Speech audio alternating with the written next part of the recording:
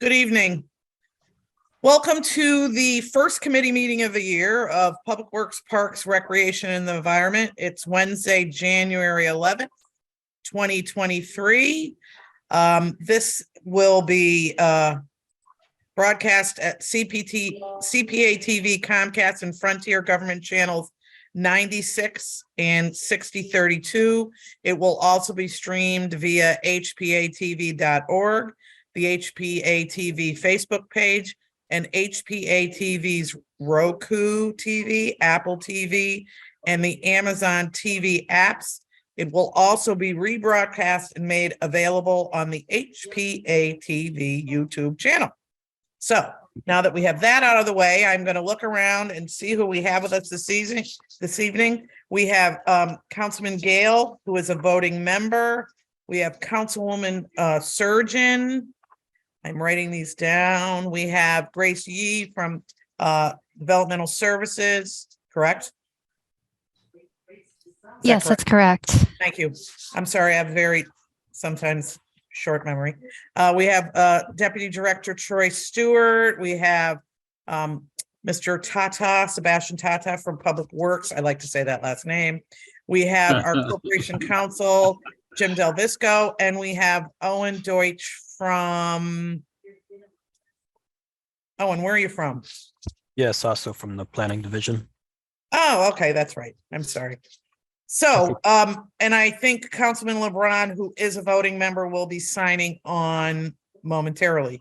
So we have one agenda item, and it is a resolution introduced by Councilman Gale, Councilman Mitchum, Council President Rosado, Councilman James Sanchez, Councilwoman Shirley Surgeon, Councilwoman Tiana Hercules.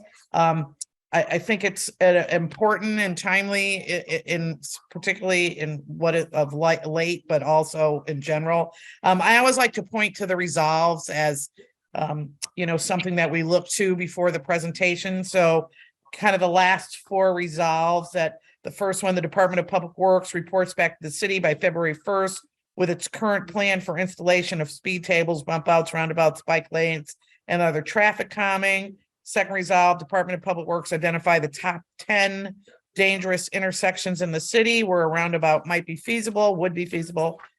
Third resolve, Department of Public Works include in its report the efforts being made by the Capital Region Council of Governments to assist Hartford and the region in creating infrastructure which makes our roads safer for people both inside and outside of the vehicle. And the last resolve, the Department of Public Works include in its report the progress being made in the installation of red light and speed cameras. And I know that's a lot to report, digest, and send back to us. So, Director Looney, I didn't say your name, did I? Oh my God, how could I forget Director Looney?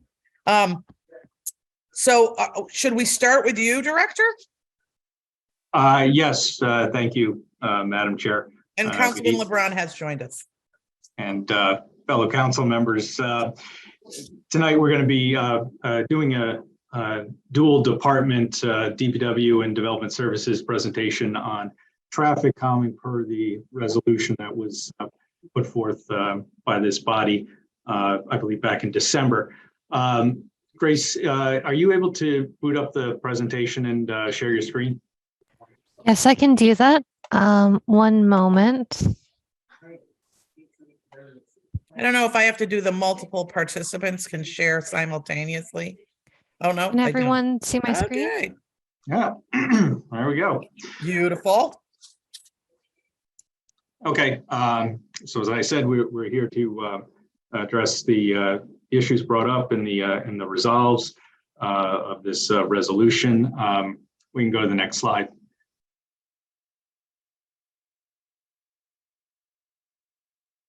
There we go. So we kind of broken it down into 5 different parts, just a basic introduction about traffic calming, what we've been doing, and some of our objectives and goals of this multi-pronged approach that we're taking to addressing this issue in the city.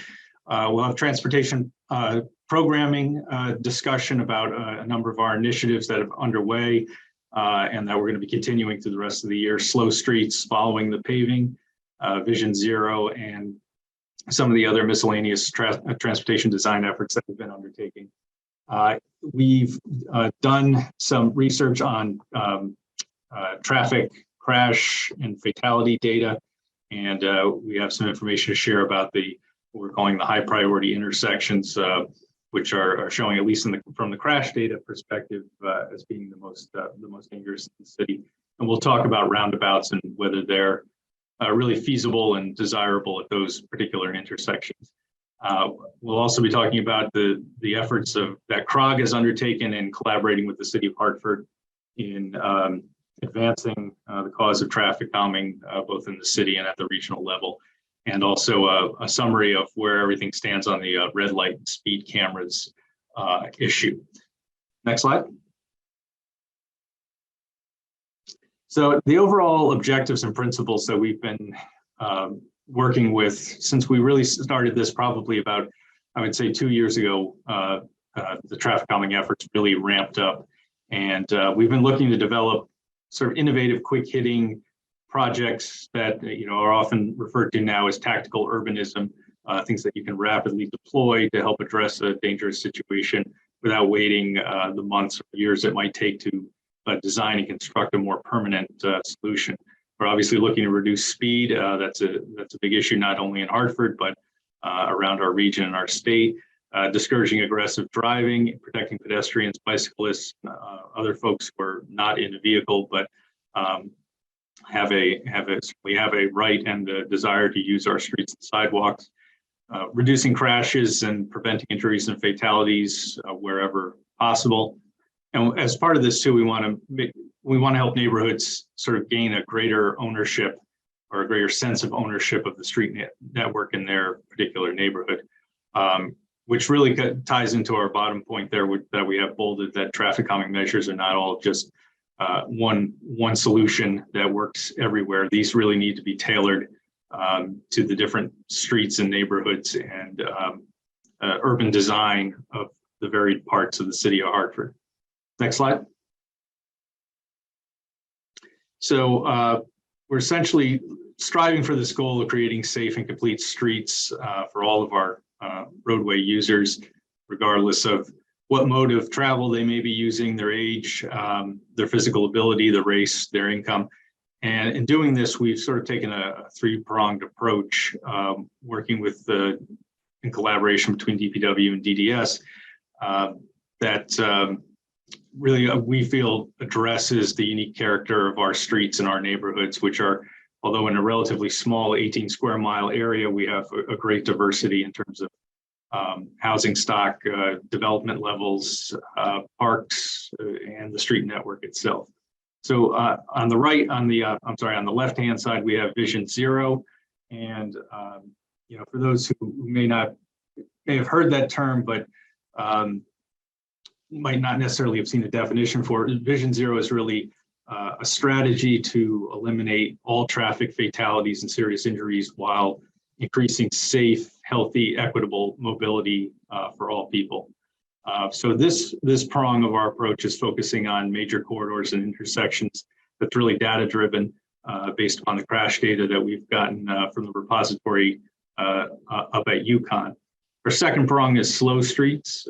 In this end, we focus on neighborhood streets, interior to neighborhoods, maybe a little bit more off of the larger routes, more heavily traveled routes. And these are really, these solutions are really informed by community reports. These spawn from the 311 requests that we get for speed humps, from NRC meetings that we attend where individual residents raise concerns about different streets in their neighborhood and about speeding and aggressive driving and things of that nature. So that is meant to be more of a kind of community-based, neighborhood-based approach. And then finally, on the right, we have Follow the Paving, which focuses on revamping the streets that we have scheduled for regular maintenance through milling and paving, and essentially having a design for striping and roadway use in place to follow immediately after the road is milled and paved. We should note too, that we have a substantial number of discrete capital improvement projects that kind of fall outside of these programming prongs. And that's really where all of our large streetscape projects come in. The design and construction of roundabouts, other grant funded initiatives that we receive funding for from the state or federal government, and other activities like that. Next slide. So the slow streets projects, as I mentioned, have been guided significantly by feedback that we've received from residents through a variety of means, including 311, community meetings, personal phone calls, and emails. And it's really based around reducing the speeds of folks coming through the neighborhood, and also trying to cut down on some of the cut-through traffic that we see in a number of neighborhoods as folks try to get from point A to B as fast as they can along the shortest route. Our earliest installation was up on Hampton Street, which, based on our analysis after it was put in place, has reduced speeding in the southbound direction by almost 50%. We're also going to be doing similar approaches on Affleck and Babcock Streets, and we're in the concept stage of a similar type program for Beacon and North Beacon Street. The idea behind this is to create quick, flexible designs. As you see, and the bottom photo is our traffic delineators and traffic not delineators, but what's the word I'm looking for, Grace? Diverters. Diverters, thank you. Diagonal diverters. That we've installed in the Clay Arsenal neighborhood, and have had the community come out and do public art on them as well to help make them look a little bit more attractive than the usual gray concrete barrier you might see. Next slide. This is a good example, just graphically, of one approach that we're taking in the Blue Hills neighborhood. And we'd like to replicate this approach around a number of neighborhoods in the city.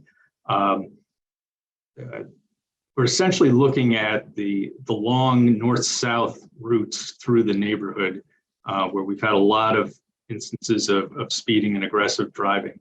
And just kind of looking at the whole traffic calming situation there in a holistic neighborhood-wide format.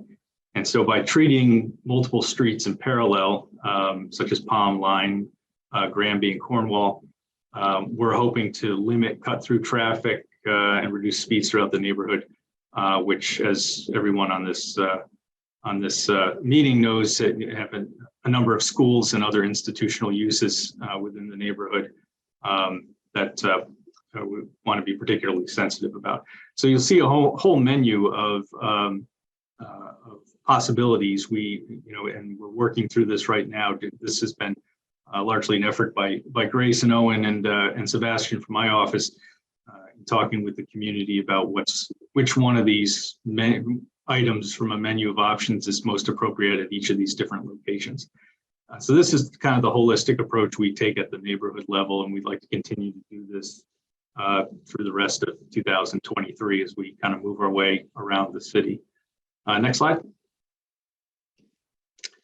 The following Follow the Paving program, which I mentioned earlier, is intended to really piggyback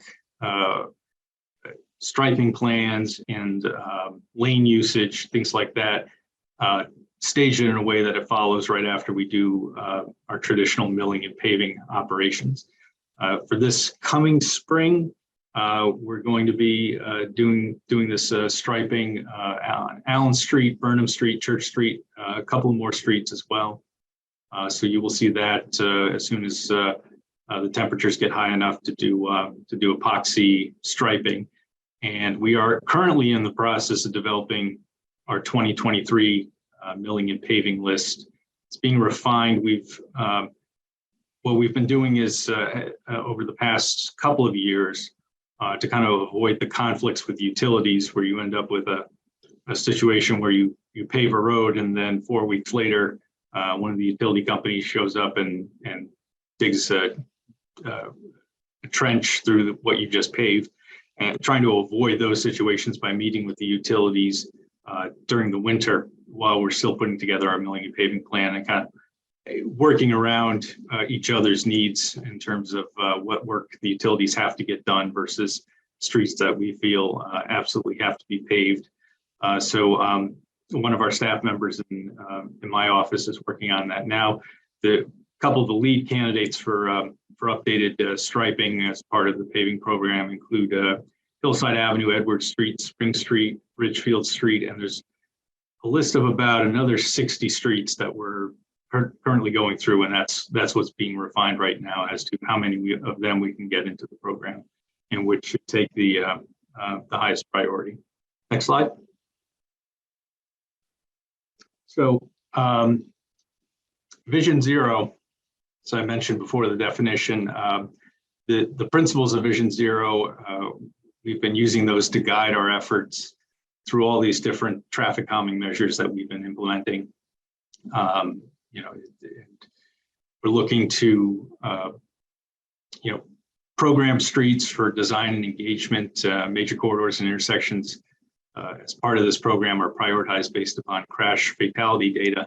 And we'll have a slide a little later on that gets into the data itself.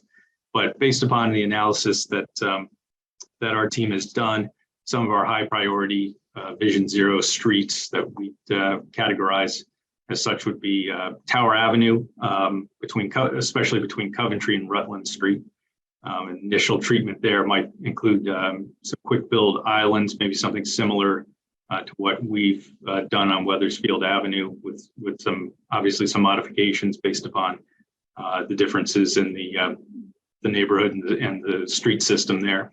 The Garden Street area is an area that I've personally gotten many calls about as being a hot area for speeding and aggressive driving. And that, when we say Garden Street area, we're talking about Garden, Greenfield Mall, FD Oates, Pavilion Street, the whole kind of corridor through there that crosses Garden Street as well. Krog, and Grace will get into this on a later slide.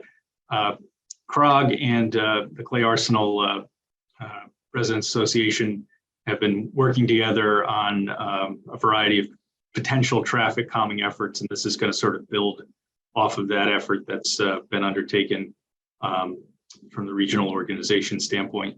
And also looking at South Meadows, which, although may not get as much notoriety over the years, there have been a number of severe accidents, fatalities down in this area around Brainerd Road and Murphy Road. So we're also going to be looking at that area as well. Next slide. So our other transportation projects that we've been working on in the traffic calming realm included, of course, as everybody knows, the speed humps. This is sort of our traditional traffic calming measure. We had about 260 last year. I think we did just about 60 in 2022. So we're up around 320. And we're starting to reach a little bit of a point of possible saturation that we can only put so many of these on so many streets in order to make sure that we have clear paths for our first responders, the ambulances and fire trucks, to make sure that their response time isn't compromised by this. But we are up over 300, around 320 now in that regard. Curb bump outs, we've had some permanent bump outs put in place along Charter Oak Avenue. And we've also done the temporary bump outs with traffic delineator posts on Capitol Avenue in the area just past the State Armory, on South Prospect Street, right at the entrance to the Whitehead Highway spur behind the main branch of the library, and a number of other locations around the city. We're expecting that we're going to be doing additional bump outs of a similar nature for parts of Capitol Avenue, Broad Street, and Park Street as well. Next slide. Another corridor that we're going to be focusing on this year, and which a lot of people are already aware of, is the Asylum Avenue corridor. The discussion that we're having at the neighborhood level now about bike lanes is just one piece of really what's a three-part project that extends really from downtown, from Union Station all the way out to the West Hartford line. The main portion of that is the extending the traffic calming to that West Hartford line all the way from the Trident intersection at Farmington and Asylum right before you get to Union Station. That's going to involve signal retiming and reconfiguring of travel lanes, as well as transit and obviously the bicycle lanes as well. Again, I think our next meeting for that is, our next public meeting for that is January 30th. So I would encourage anybody who's interested to attend that. I believe it's going to be at the Eco Space on Farmington Avenue. But you can get that information from the DDS website or our Safe Streets website. Asylum Avenue and Sigourney Street, this intersection, we have a $1.4 million grant to make improvements there, both with traffic signals and general traffic calming measures. This has already been identified as one of the top 10 intersections for crashes in Hartford. So it's an intersection that's long overdue for an overhaul. And then the Trident intersection itself, which has been talked about for as long as I've been working for the city of Hartford, since 2014. The different approaches and different ideas have been thrown around. We do have, at least in concept phase, an approach that we think will be appropriate, and we'll obviously be sharing that and bringing that out to the neighborhood for comment. At our first meeting regarding the Asylum Avenue bike lanes, we did have a sort of conceptual drawing of what a solution might look like at the Trident. A lot of what's going to happen at the Trident is ultimately going to be guided by what the ultimate fate of I-84 is to Hartford, and that's a project much larger than anything we're working on at this time, and we'll have a much longer time frame. But it's an intersection that needs to be addressed sooner rather than later, even if the permanent solution, based upon what happens with I-84, is a number of years down the road. Next slide. New Britain Avenue, a number of things going on New Britain Avenue. The main thing right now is the New Britain Avenue White Street intersection, where we've done a temporary closure at Harvard Street and Chandler Street, and installed some temporary flex posts, traffic delineator posts along there to help slow down traffic and improve the traffic flow.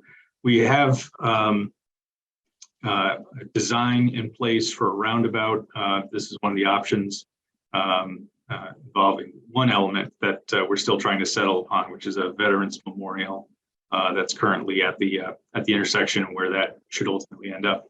But we're in the public engagement phase. Our team met with the Southwest and Behind the Rocks NRZ last night on this item. So we're getting close to completion of the design phase and moving into construction phase, likely sometime later this year. We're also looking at an intersection with Newington Avenue and Stone Street and New Britain Avenue. I believe we have funds. We're going to be asking for funds to do the design for that this year as part of our CIP budget. There's also been flexible post installations, pavement marking upgrades in the area of Henry Street and New Britain Avenue, as well as Allen Street, Crescent Street, and Broad Street as well. Next slide.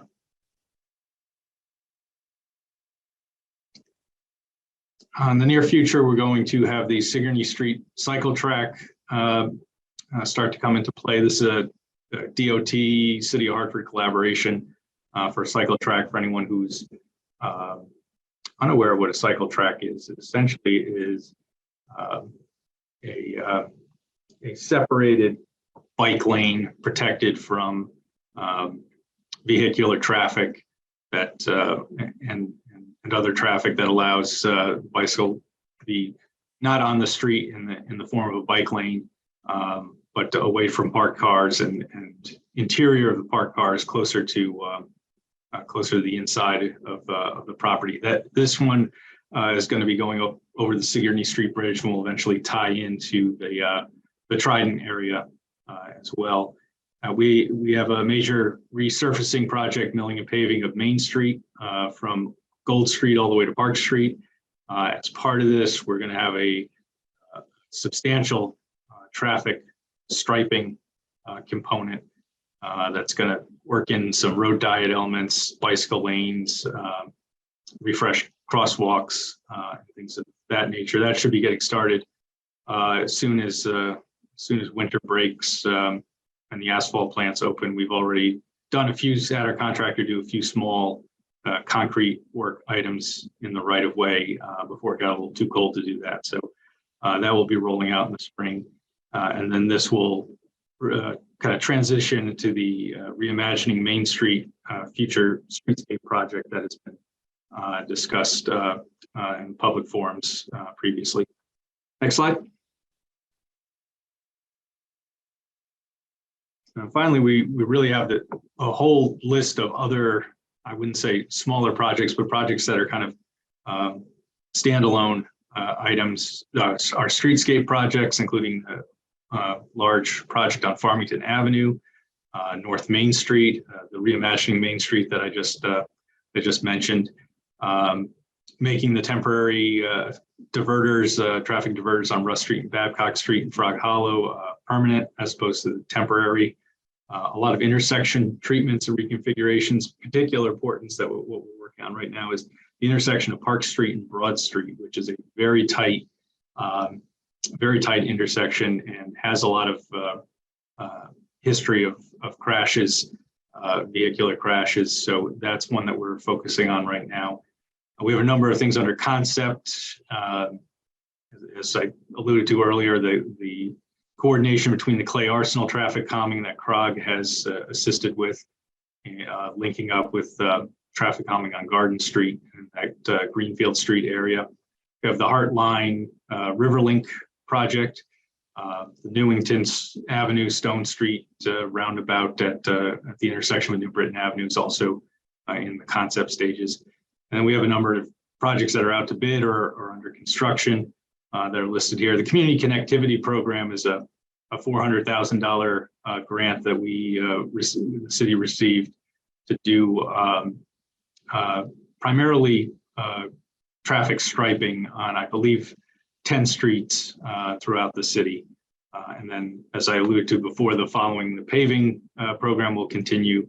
And we are out to bid for the design to make the Hampton Street improvements permanent, the ones where we have the traffic delineator posts right now. Next slide. So part of the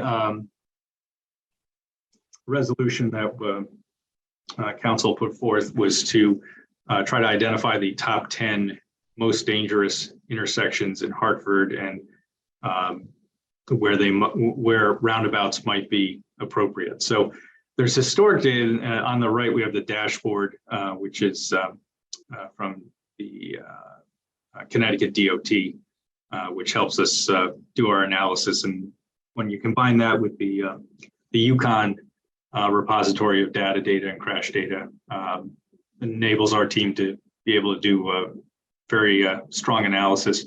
The historic data, and again, we're looking back now pre-pandemic because traffic counts and travel behaviors, driver behaviors have changed significantly from pre-pandemic to post-pandemic. So looking back at data before the pandemic, we have a table here of the streets and the intersections with the top number of crashes. Market Street and Morgan Street, right under I-84 there, is significantly ahead of everyone else. 495 Flatbush Avenue, which I believe is where the I-84 exit comes out right near Walmart. That was also high, as was Weston and Jennings. Weston and Jennings, we just recently completed a traffic signalization and reconstruction project at that intersection that was designed to bring the number of crashes down. So we're monitoring that and seeing if that has the results that we desire. Main Street, Morgan Street, again, this is really connected to I-84 and all of the traffic that flows through there. Asylum Avenue, two locations, Broad Street and Sigourney Street. We talked earlier about Sigourney Street being one of the top 10 crash intersections, but Broad Street and Asylum is equally bad. Main Street and Maple Avenue right there at Barnard Park, another location. Broad and Capitol, also another high crash location, and then Albany and Garden, and then a couple of locations on Airport Road, as well as the intersection of New Park and Park Street. Looking at more recent data that our team has, we've kind of created our own top 10 of what we think continue to see high crash rates post-pandemic. That's the Trident intersection is probably number one. Route 44, so Albany Avenue and Market. Director Loney, can you tell me I should know, what's the Trident intersection? That is Asylum, Farmington, Garden Street, that whole intersection just after you get past I-84 from Union Station.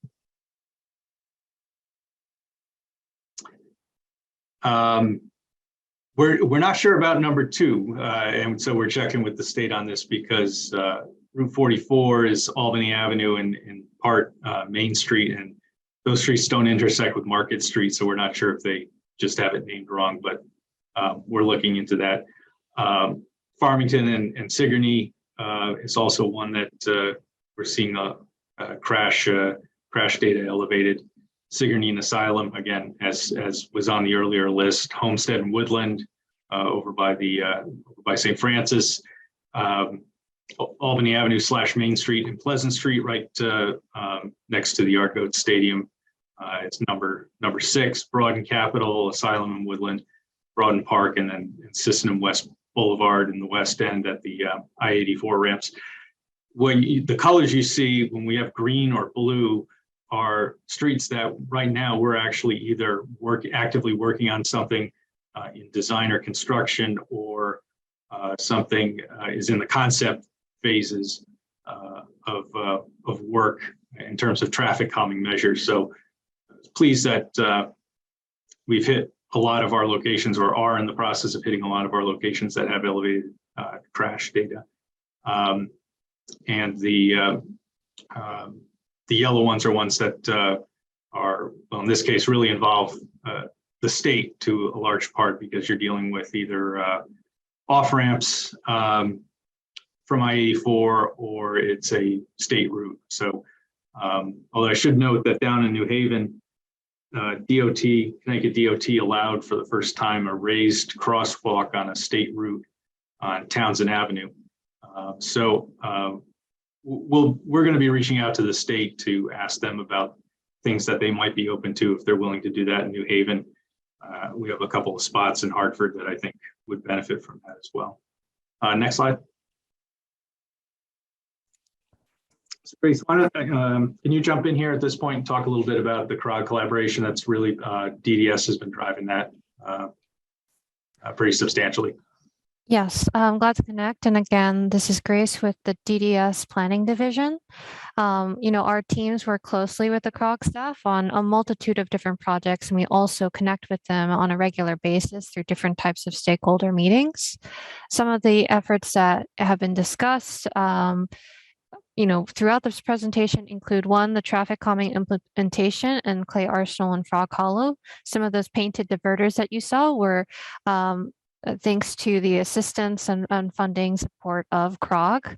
The Clay Arsenal traffic calming plan was actually an extension of implementation, really looking to provide concepts and then also engage the community in the process as well. DDS, DPW, HPA staff went on a walk with the street design team. And then also we've been in the loop as they've been preparing the recommendations and presentation as well.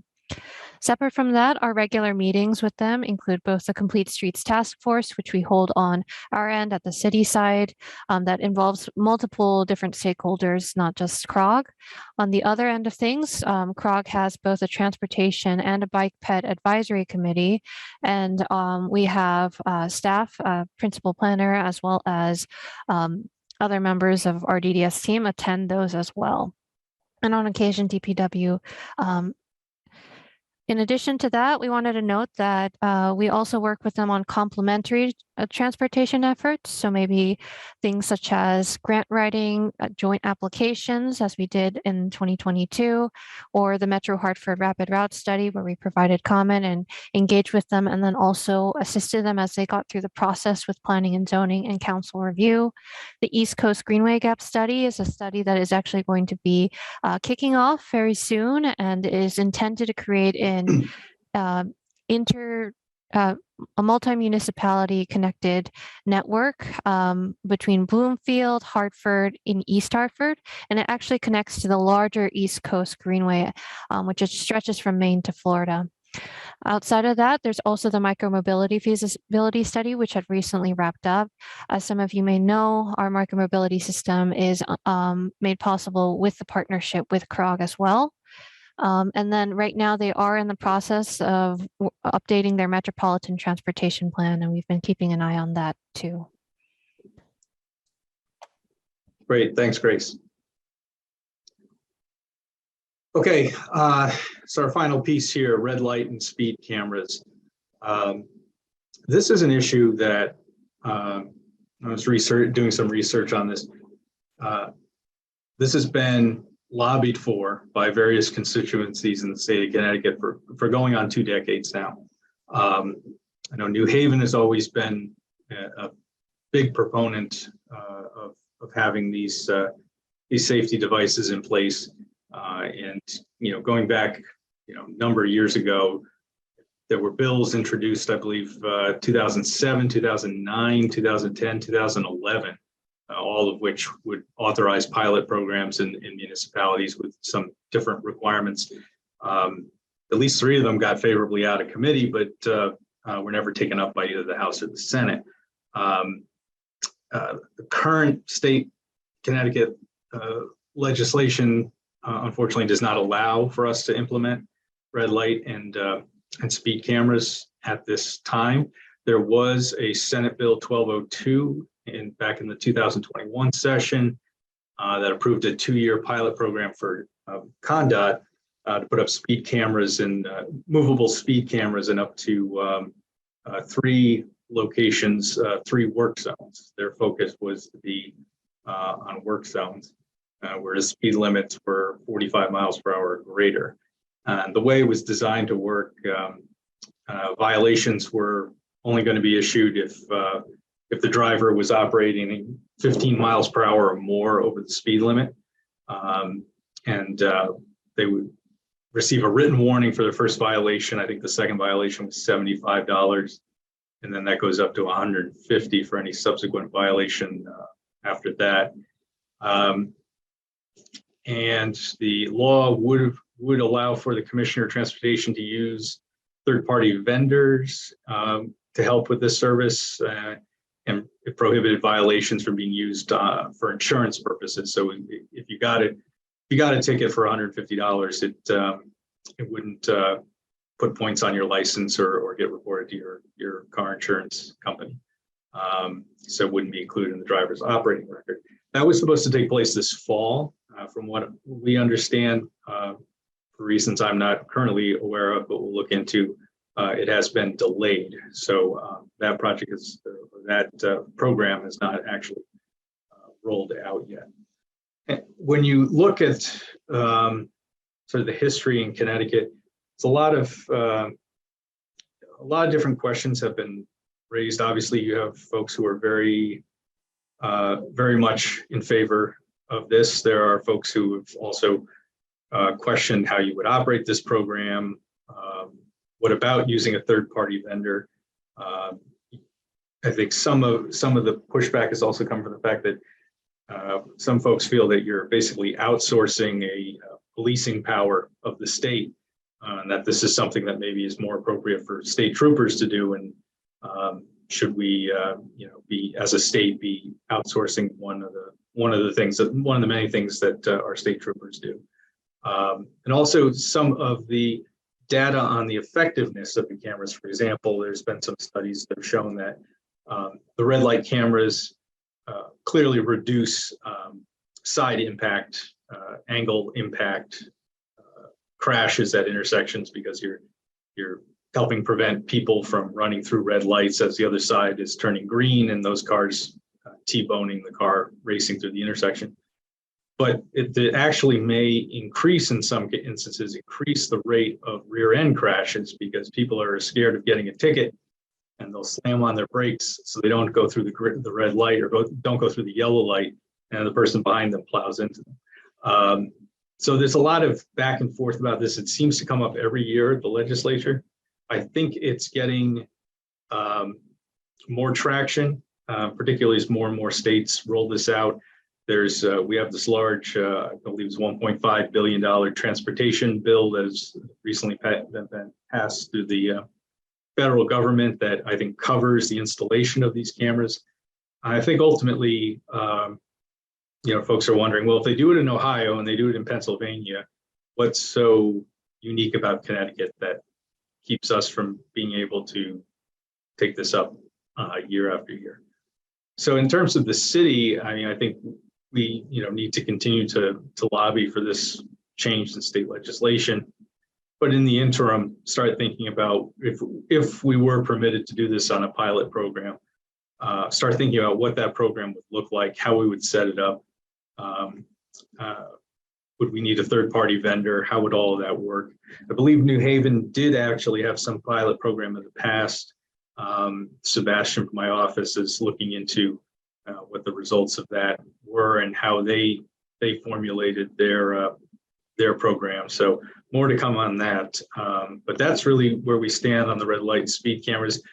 We do, I believe Grace and Sebastian have met with this body's red light speed camera working group at least a couple of months ago. So we're plugged into that, and we'll continue to provide updates as things evolve at the state legislature. Next slide. And that concludes our formal presentation. Here's just some links for where you can find us and get a hold of me or Grace or Owen or Sebastian. So thank you for your time. Be happy to answer any questions. Thank you very much, Director Looney, Grace, others.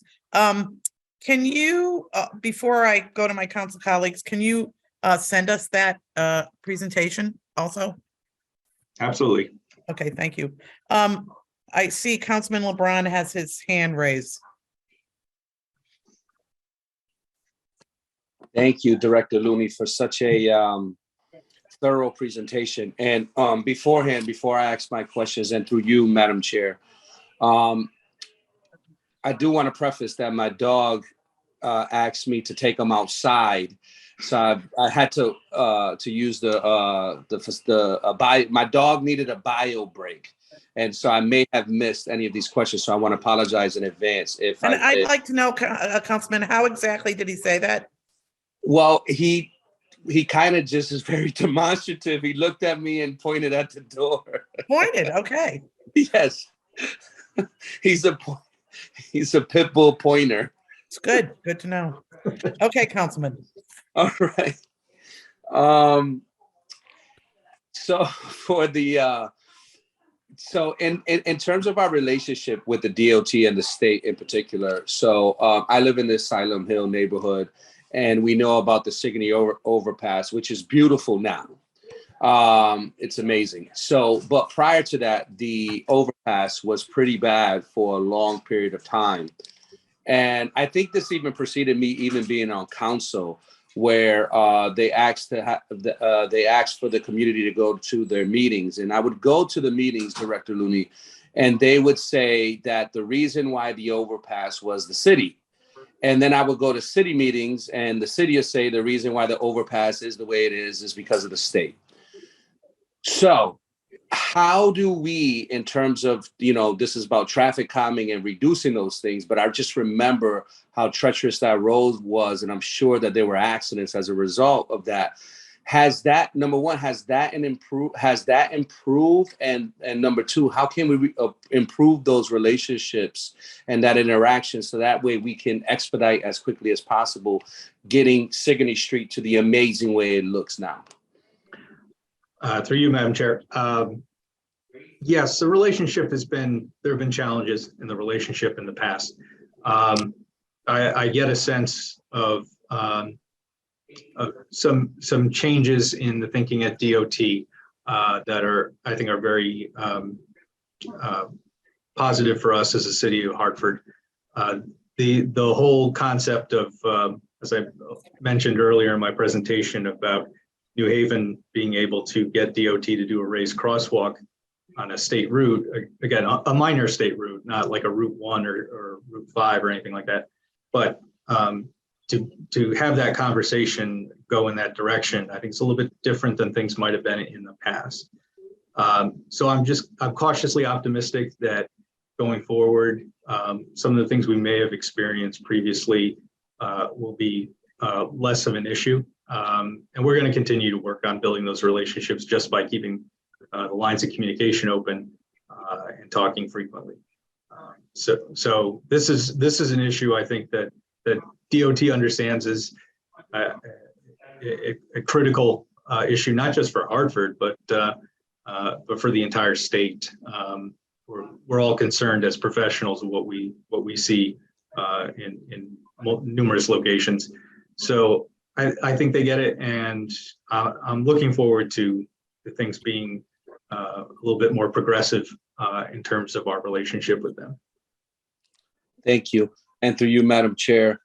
So I was told, and that us being the capital of the city, that underneath our streets, there's a lot of wiring and things, that cause us to dig up the streets much more frequently than our surrounding towns. Is that the case? Yes, through you, Madam Chair, that is the case, Councilman. We have a ton of utility infrastructure under our streets. Some of it dating back well into the 1800s. And that's storm sewer or combined sewer, sewer laterals, all the gas lines. We have electrical cables, the water lines, the water mains.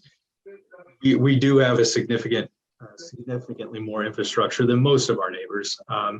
Although some of them are starting to get up there now as well, especially in the centers of those communities. Imagine the center of West Hartford has quite a few utilities under Farmington Avenue. So they're catching up. But yes, we do have a lot of infrastructure and a lot underneath our road, and a lot of it is old and needing to be replaced. And so that's why we're seeing the activity we're seeing. And then, of course, new things are coming along, like the whole 5G program, which opens up a whole another sphere of infrastructure that has to be put into place. So yes, it's we have quite a bit under our roads. So, Director Ludi, and through you, Madam Chair, does our neighbors in our surrounding towns, do they help share the costs? Through you, Madam Chair, share the cost for what component? So say, for example, the towards one of the borders, lights go out and we have to fix it, and our neighbors in West Hartford, their lights go out as a result of something that happened in our city borders. Do they share in those costs? Well, that's really the utility, I think, handles those costs specifically. Okay. But I mean, like in the resurfacing and making sure that our roads get back to normal and those type of things, just general do they contribute in any way to our budget in terms of maintaining streets as a result of us having to dig them up so frequently? No, there is no regional sharing of financial assets in that regard. Thank you. Seems to be a common theme with our in other areas as well. Through you, Madam Chair, just two more, and these should be quick hitters. When we put up these traffic counters and do we take into the account the amount of accidents that they cause initially? Is there data around that? I don't know if we have data on that. I think from our experience, there have been instances where, yes, there have been some accidents. I'm thinking of Weathersfield Avenue in particular, where when you change the very nature of a street, it takes folks, there's a learning curve. It takes folks a little while to figure out how they navigate a street that has changed from what they've been used to for a long period of time. So, for example, on Weathersfield Avenue, we've had a number of the decorative planters in the center, what used to be the center lane, have been crashed into and knocked out of commission. I don't think we have any hard data on that. It's probably something we can collect. But yes, there are some initial issues like that where delineator posts are knocked over or planters are hit. Yeah, because I think in terms of transitioning and the learning curve, it's hard to adjust, particularly if someone's on a regular commute. So lastly, when an accident does happen, let's say, and it's reported and the police went out and those type of things. And the last one, Madam Chair, is the cleanup. What is the normal routine in regards to cleanup? Because oftentimes you see the accidents and then the debris, glass, bumpers, those things continue to linger. How does that interface happen? And why I say that is because in terms of traffic calming, that becomes another obstacle that drivers try to drive around, and that causes accidents. Through you, Madam Chair, the tow company that comes to take the car is, from my understanding, technically responsible for taking all pieces of the car, such as bumpers. We've had to have discussions with them, and I think HPD is also engaged in this, in not leaving debris like that behind. In any case, what usually happens is after an accident is what we call our 109 truck, which is our all-purpose truck that drives around dealing with various minor emergencies that come up 24 hours a day. They will get called and they'll go out, they'll put down sand to absorb transmission fluid, oil, things like that. And we'll go out there, one of our crews will go out there and try to clean up the glass and the other smaller material. The car parts, they're supposed to go with the car when it's towed away by the towing company. Yeah. So thank you, Director Looney. When I talked about preceding and going and being involved in traffic and calming efforts, in particular with my neighborhood, that preceded you. I just wanted clarity on that. And I just want to just commend you for your leadership and the responsiveness. It has been a tangible difference, at least in my point of view. And I want to thank you for that. Thank you, Councilman. Thank you, Madam Chair. You're welcome. Councilman Gale.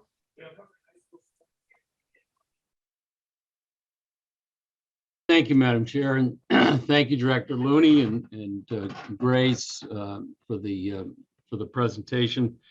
I have a lot of comments.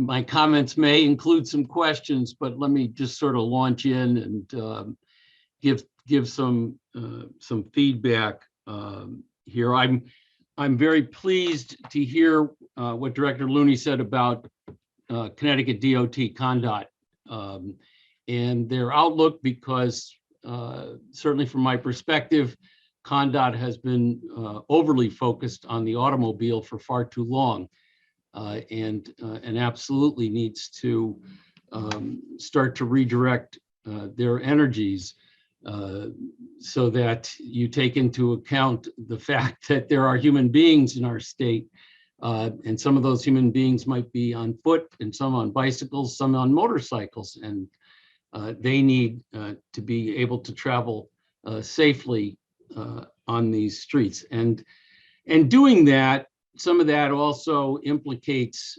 other means of mobility. And you mentioned during your presentation in a couple of ways this concept that there's, besides the automobile, there are other means of transportation, and I'm pleased to see that DOT is looking at rail, and that the rail service to Hartford, for instance, has gotten dramatically increased. I certainly hope that we continue to move in that direction. And kind of locally, that begins to implicate, to some degree, the Capital Region Council of Governments, which certainly has the potential to do more in the way of regional planning in this particular regard. Vision Zero plans, safe streets plans, addressing the very concerns that are raised in this resolution. And to Councilman LeBron's point of sharing the cost regionally, and to some degree, he was headed towards, well, why do we have so many crashes at Market and Morgan Street? Why do we have so many crashes at Asylum and Broad? Well, it's because we have a lot of commuter traffic that's coming in and out there. This is not just because Councilman LeBron and I and Councilwoman Rossetti are going out to get a pizza. These are regional issues. They deserve regional solutions, and most importantly, to Councilman LeBron's point, they deserve to be funded regionally, and not the city of Hartford bearing the complete burden. I was a little disappointed hearing from Grace, her interactions with CROG, because it very much sounds like, and by the way, I'll leave this as a footnote on everything I say. I welcome the departments, both departments, to come back with further comments after, not tonight necessarily, but to come back with additions to this report. From what I heard, I did not hear a lot of specifics coming out of CROG. It sounds to me like Grace's report was a lot of general thinking. This is generally what CROG is thinking about, but it wasn't clear to me that CROG is a major player at this point in thinking about traffic calming, thinking about safety in the entire 38-town capital region. And I would like to see them get more involved. And if they are more involved, I'd like to know it. I'd be happy to hear about it. I do note that CROG, I believe, was somewhat instrumental in getting us scooters. And I don't know, I haven't heard, what's next in the advancement of scooters, whether there's plans now to extend some of that to some of the surrounding towns. But, there's putting something else out on the street that needs to be protected. I think the scooter is a fantastic program. I think it's gotten incredible utilization in Hartford. I think Link has commented that we may be one of their top 5 in terms of utilization cities using these scooters at this point, and that's a great thing. But we can't just stop there. And along those lines of, including these other means of mobility, which, the end goal of including other means of mobility is you're reducing the number of cars that are on the street, hopefully therefore creating a little bit safer environment for the pedestrians. The Heartline was mentioned by Director Looney as one of the projects that they're working on. I want to put my own pitch in to make it clear that, at least from this councilman's perspective, I love the concept of the Heartline, but I also am not willing to give up the rail line. And I certainly hope that as we move forward, I don't think that rail line needs to continue as a freight line, but I do think that rail line should be continued as a commuter line. I think somewhat of a subway surface type car that exists in other cities around the country would be a phenomenal addition to our transportation system that would help to bring people from Bloomfield and Simsbury and Granby into the city in a very efficient, means. So just wanted to throw that out there. In terms, a little footnote, one utility you didn't mention, Director Looney, that's under our streets that a lot of people don't know about is the chilled water and steam lines that run from the Hartford Steam Company. We may be one of the few cities in America that has such an infrastructure, but we have it, and I'm sure that presents problems every time you want to dig something up. And lastly, while we were talking, as I've been mentioning these red light cameras to folks. I've had the opportunity recently to take several car trips around the United States. Last summer, I drove 4,500 miles from here to Colorado and back, very leisurely, I might add. And this is, and then just before Christmas, I drove to California. And by the way, for Director Looney and Grace and Sebastian Tata, who's on here, Nat Gale is well ensconced in LA, and he sends his regards to all of you. And I don't want to leave out Owen Deutsch either. Sends his regards, but he and I took the trip cross country and spending 7 days doing it. And one of the things that's very, very clear as you drive across this country is that a whole bunch of states have red light cameras, a whole bunch of them, and they have speed cameras.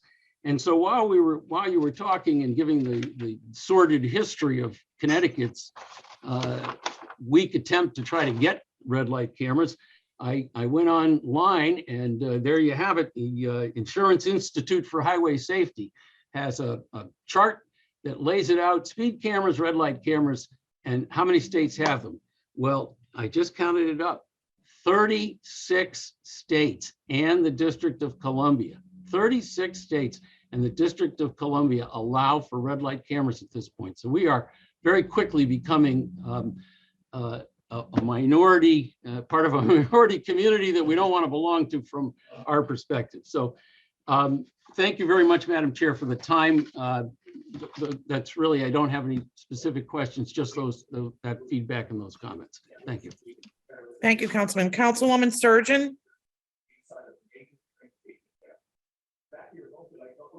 Thank you, Madam Chair, but I have no questions. Okay, thank you. I don't really have any questions, but like my colleague, a couple of comments.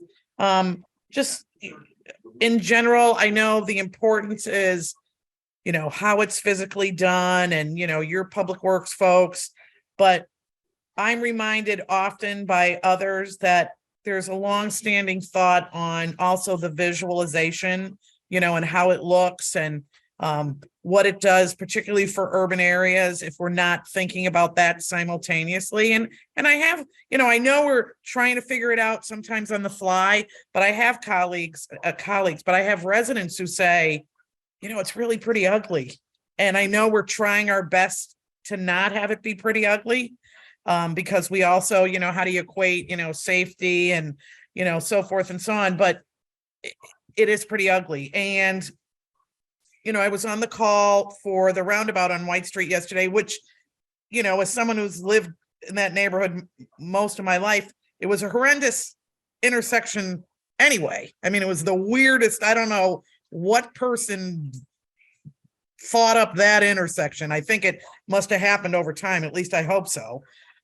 Because, you come from White, you can go this way, but you can't go that way. Then things merge into each other. But there was a real, call to action around the veterans who were there. And as someone who 20 years ago, when I was on council, was instrumental with a resident on Hillside who has since passed away, Mr. DeCapua, on getting that Korean monument there, I think, we really have to be mindful on how we move that or how we do that.